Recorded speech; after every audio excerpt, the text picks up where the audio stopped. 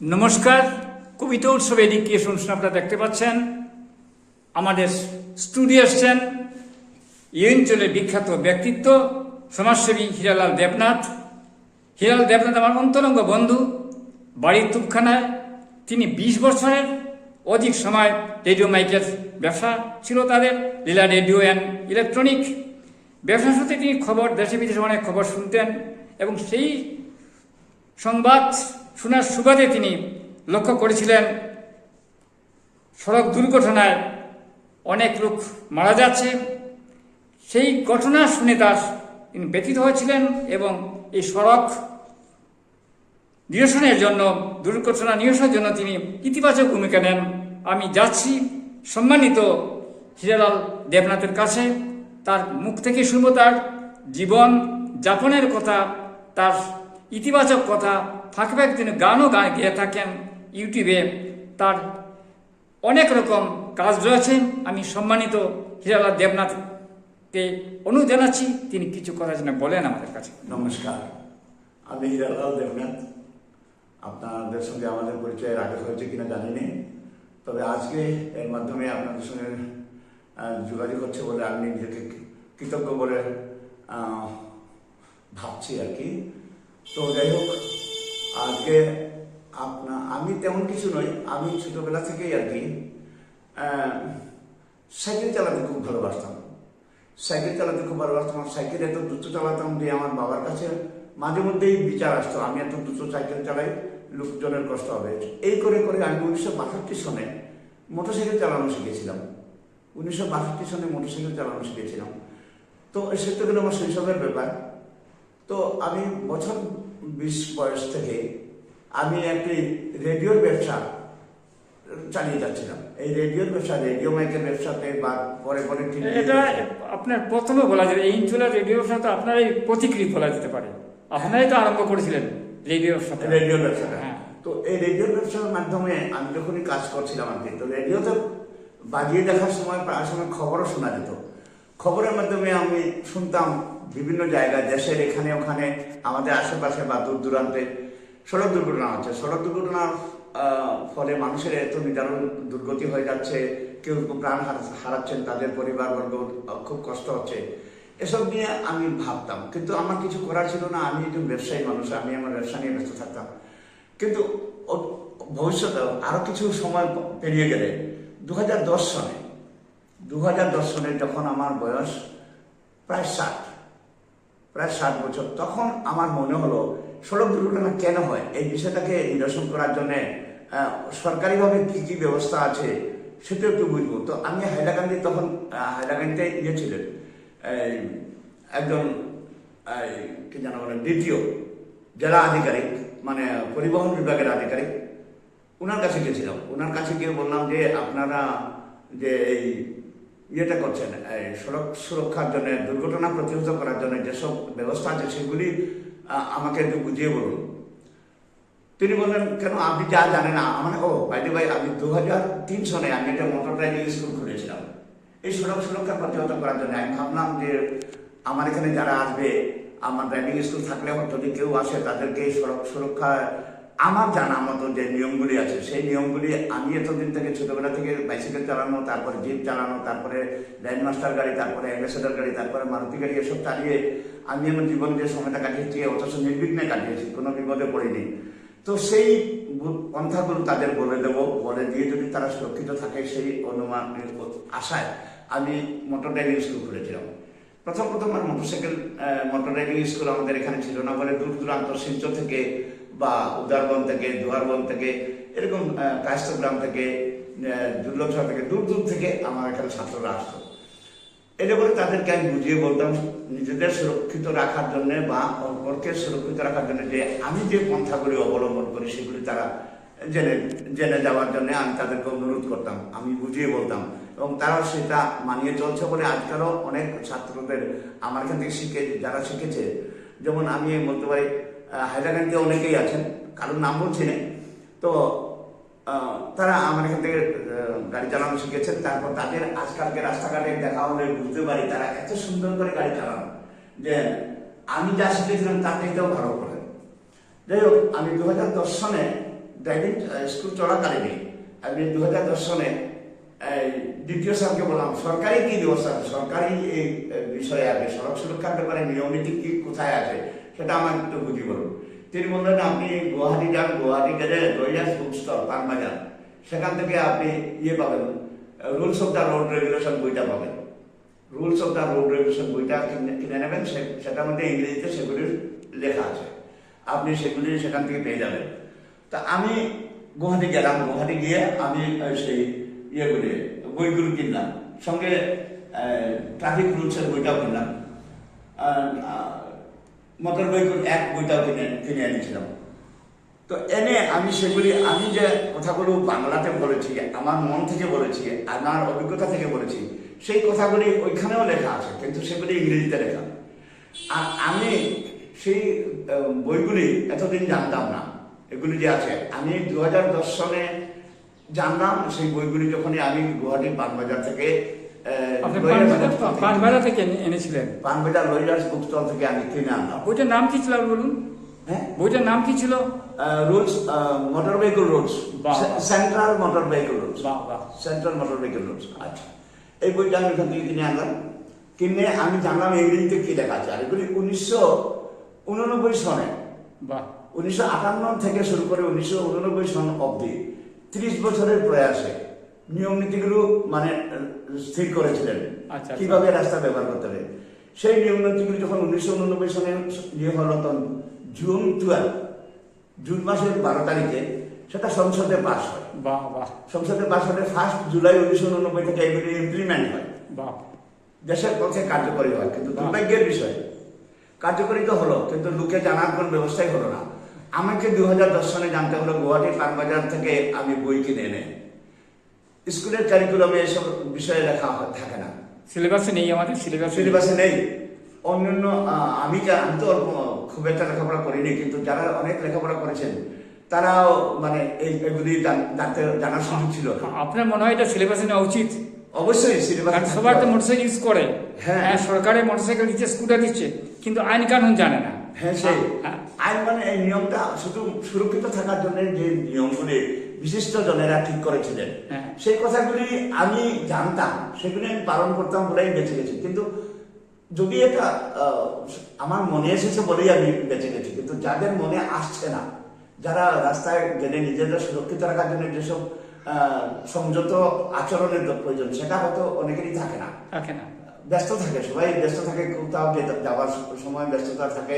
সেই ব্যস্ত অবস্থাতে তাদের মনে নানা অসুবিধা থাকতে পারে, মায়ের অসুখ, কাউকে রুগী দেখতে যাবে, কিংবা তাড়াতাড়ি বুঝতে হয়, সে সময় তারা এই নীতি নিয়মগুলিকে অনেক সময় লঙ্ঘন করে, ফলো করে না, তো রেজাল্ট খারাপ হয়। আজকালকে যে সেই সুবাদে আমি 2010 সনে হাইলাকান্দি জেলার তখনকার যে উপায়ুক্ত ছিলেন তিনি এবং হাইলাকান্দির জনসাধারণ সবার সহযোগিতায় আমি হাইলাকান্দি এডুকেশন কমপ্লেক্সের পাশে তরুণ সংঘ যে যেটা তখন সেই ক্লাবটা বানানো হচ্ছিল, সেখান থেকে আমাকে তারা ইনগ্রেশন আমাকে ফ্ল্যাগ অফ করেছিলেন। আমি সারা ভারতবর্ষে গিয়েছিলাম 180 দিন পুরো মোটরসাইকেল যুগের সারা ভারতবর্ষের বিভিন্ন জায়গায় ঘুরেছিলাম, অ্যাওয়ারনেস ক্যাম্পেইন করেছি বিভিন্ন স্কুল কলেজ মাদ্রাসাতে।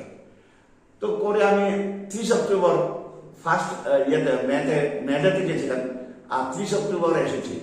30 অক্টোবর সেই 2010-এ ফিরে এসেছিলাম। তো যাই হোক, এখানে আমি হাইলাকান্দি ডিস্ট্রিক্ট অ্যাডমিনিস্ট্রেশন থেকে আমি পেয়েছি, আমাকে সংবর্ধনা জানানো হয়েছে। পরে আমাদের chief minister best community action অ্যাওয়ার্ডও দেওয়া হয়েছিল 2014 সালের 15 August. Chief minister best community action award, chief minister best community action award 2014-15।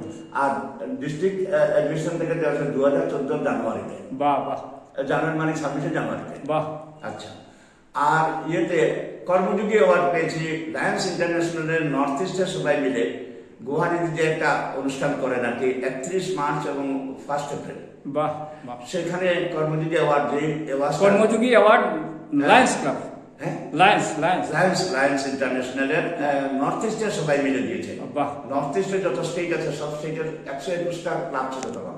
বাহ। সবাই মিলে আমাকে নির্দিষ্ট করে, আমাকে দয়া করে আমার কাজের উপরে মানে তাদের ভালো লেগেছিল বলেই তারা আমার এই কাজটাকে আরো বেশি করার, আমাকে উৎসাহ দেওয়ার জন্য খুব সম্ভবত আমাকে এই পুরস্কার দিয়েছিলেন। আমি শুনেছি এই কর্মযোগী অ্যাওয়ার্ডটা বছর 18-20 আগে ডাক্তার রবি কান্নানকে দেওয়া হয়েছিল। বাহ বাহ। রবি কান্নান যে ক্যান্সারের শিলচরের ক্যান্সার হসপিটাল। অত্যন্ত আনন্দের খবর এবং অনেক কাজ করে যাচ্ছেন। এই মুহূর্তে আপনি কি করছেন, মানে গান? এই মুহূর্তে আমি হয়েছে কি আজকালকে সড়ক সুরক্ষা বিষয়ে অ্যাওয়ারনেস ক্যাম্পেইন করতে গিয়ে আমি চেষ্টা করি, কিন্তু কেউ তেমন একটা মানে সাড়া দেয় না, তো আমার সময় কাটে না। ভীষণ খারাপ লাগে যে আমি সড়ক সুরক্ষার জন্য কিছু করতে পারছি না এবং লোকজনের অ্যাক্সিডেন্ট তো ধীরে ধীরে বাড়তে থাকছে। আমি বললেই যে আমি অ্যাওয়ারনেস ক্যাম্পেইন করলেই যে সড়ক সুরক্ষা নিশ্চিত হয়ে যাবে সেটা নয়, সম্ভাবনা আছে। আমি বা অনেকেই যদি সড়ক সুরক্ষা নিয়ে এসে যে মানে সবাইকে সচেতন করার চেষ্টা করে তাহলে অবশ্যই এটা একটা ভালো রেজাল্ট আসবে, কিন্তু আমি করতে পারছি না, সেজন্য মনটা বড় খারাপ। আমি 2013 সনে আবার গেছিলাম ভলান্টারি ব্লাড ডোনেশনের একটা প্রোগ্রামে, সুতারকান্দি বর্ডার থেকে ওয়াগা বর্ডার, ভারত বাংলাদেশ বর্ডার থেকে ভারত পাকিস্তান বর্ডার ওয়াগা অব্দি মোটরসাইকেল নিয়ে। 2010 সনে মোটরসাইকেলে গেছিলাম, 2013-তে মোটরসাইকেল নিয়ে গেছি। আর যখন 2013-তে যাই তখন পরিতোষ দত্ত হাইলাকান্দি কলেজের প্রিন্সিপাল ছিলেন, তিনি আমার সঙ্গে গেছিলেন। এছাড়া শিলচর থেকেও আরো অনেকেই গেছেন, পশ্চিমবঙ্গ থেকেও আরো অনেকেই গেছিলেন। যাই হোক, সেটা 2013 109 দিনের প্রোগ্রাম ছিল। আর প্রথম যেটা 2010-এ গেছিলাম সেটা ছিল 180 দিন করেছিলাম, তারপরে ফিরে এসেছিলাম।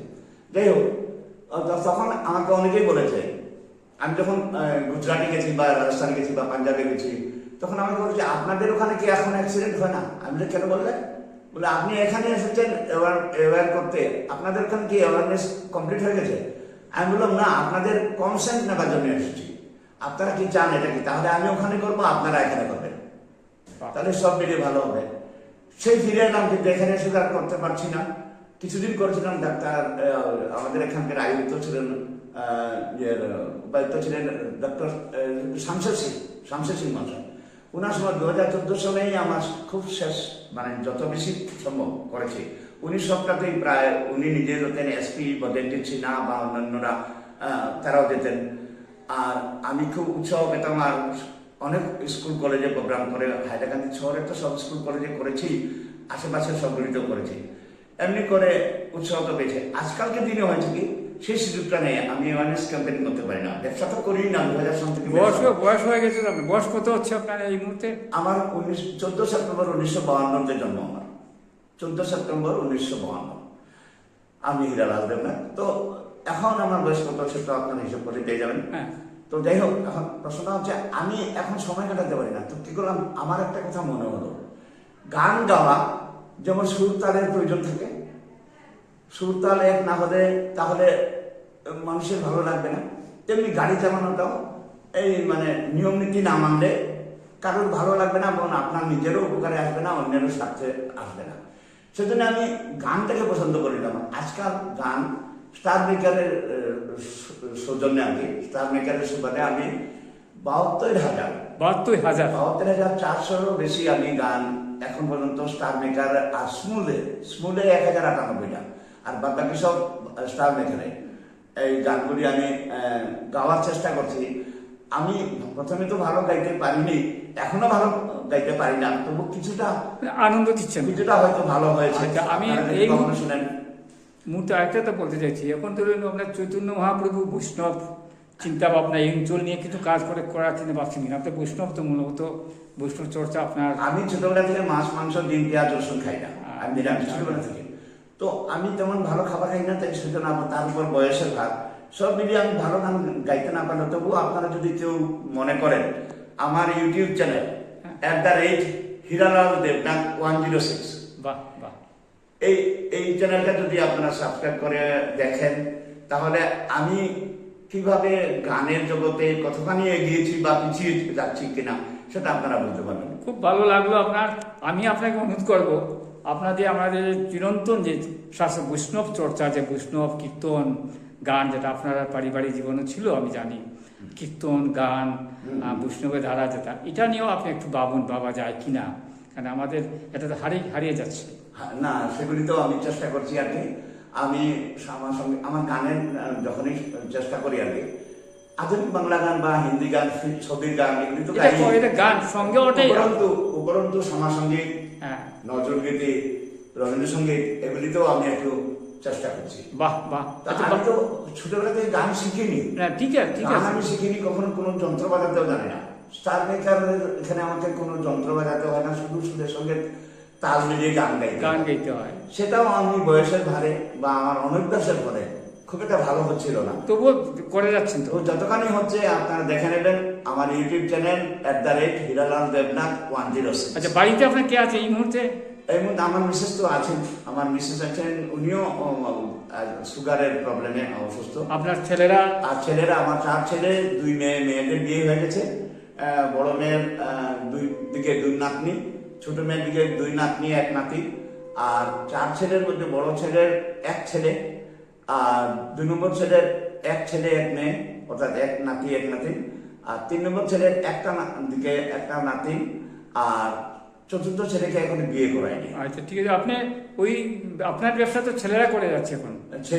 ছেলেদের ব্যবসাতেই চলছি, আমার কোনো আয় রুজি রোজগার নেই। আমার 1995 সনে আমার রেডিওর দোকানখানি চলে গেছিল। 1995 সনে আমার রিলা রেডিও ইলেকট্রিক যে রেডিও দোকানখানি ছিল, সেটা 1995 সনে মানে আগুন লেগে চলে গেছিল রাত্রির বেলা। তো সেই থেকে আমার ব্যবসা, আয় উন্নতি সব শেষ। ছেলের উপর নির্ভর করে চলতে হচ্ছে। ধন্যবাদ, আপনি এসছেন আমাদের স্টুডিওতে। আপনার সুস্বাস্থ্য কামনা করছি, শ্রীবিদ্যে কামনা করছি। আপনি এইভাবে থাকুন, সমাজে নিয়ে কাজ করুন, ভাবুন আমরা কিভাবে সমাজকে। তবে একটা অনুরোধ, আপনারা যদি সম্ভব হয় আমাকে এই রোড সেফটি নিয়ে, সড়ক সুরক্ষার বিষয়ে সচেতনতার জন্য আমাদেরকে যদি সুযোগ সুবিধা করে দেন আপনাদের আশেপাশের স্কুল, কলেজ বা অন্য বিশেষ স্থানে, তাহলে আমি সেগুলি করে নিজেকে ধন্য মনে করবো। ধন্যবাদ। আমরা প্রশাসনের কিছু যোগাযোগ করব। আর আমার ইউটিউবে আপনি মাঝে মাঝে আসবেন, সুরক্ষা নিয়ে কথা বলবেন। আজ এখানে শেষ করছি। কবিতা উৎসব এডুকেশন অনুষ্ঠান আপনারা শুনুন, দেখুন আমাদের কাছে। নমস্কার, আপনারা সবাই আমার প্রণাম গ্রহণ করবেন। ধন্যবাদ।